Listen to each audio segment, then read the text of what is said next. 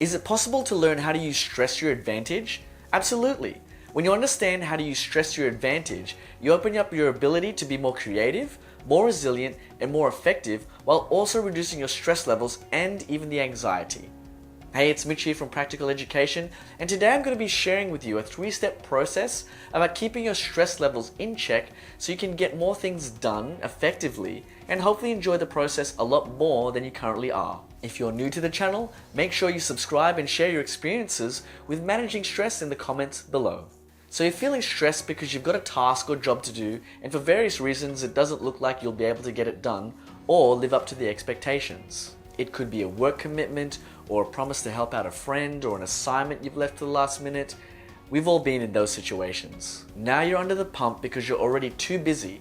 You had other priorities, made some bad decisions, or you just didn't manage your time well. Maybe you're like me and sometimes you just didn't feel like doing it and now it's the 11th hour and you've saved all the work until the end. Don't worry, you're not alone.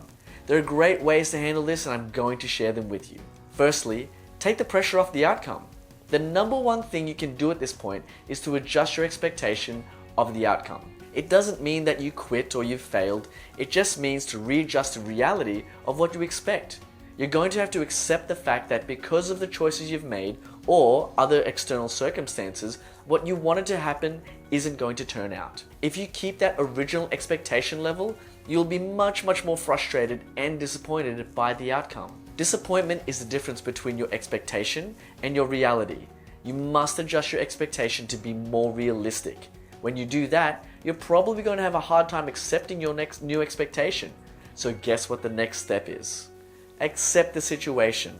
The more you resist the current circumstance because you wanted it to be different and it hasn't panned out the way you expected, the more time and energy you're going to waste being stressed and frustrated.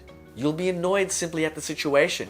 This doesn't help you in any way whatsoever. In fact, it inhibits your ability to mentally engage at your best and you'll struggle to build momentum and rhythm in your task. It might feel like a little bit of a hard pill to swallow to begin with, but it's what needs to be done. I know for me, there have been times where I've been so frustrated by a situation that I've spent more time complaining and resisting the reality of what's going on. This not only wasted time, but also my precious energy I could have used to get the job done in a better state.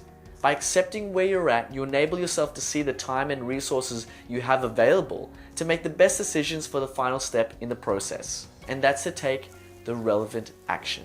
You've now adjusted your expectation of the outcome and you've accepted the situation you're in. Now it's the time to take the relevant action.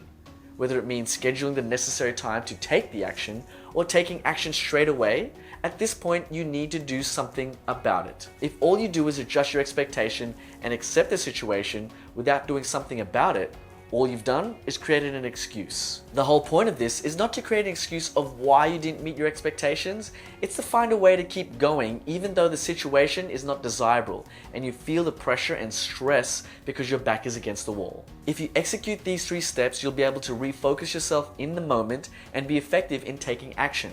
You'll alleviate the stress and even anxiety you're experiencing, and you build your self-confidence even though the undesirable circumstances are surrounding you. So to sum up, adjust your expectations, then accept the situation at hand, and then with your mental state in check, take the relevant action to get things done. If you try and just get things done without your mental state being in check, you won't deliver great results, and the process will be 10 times harder because your focus is off and you can't access the best part of yourself to execute your plans. If you enjoyed this video, please hit that like button and share it with someone you think could also benefit from using these 3 steps. I'll see you next time.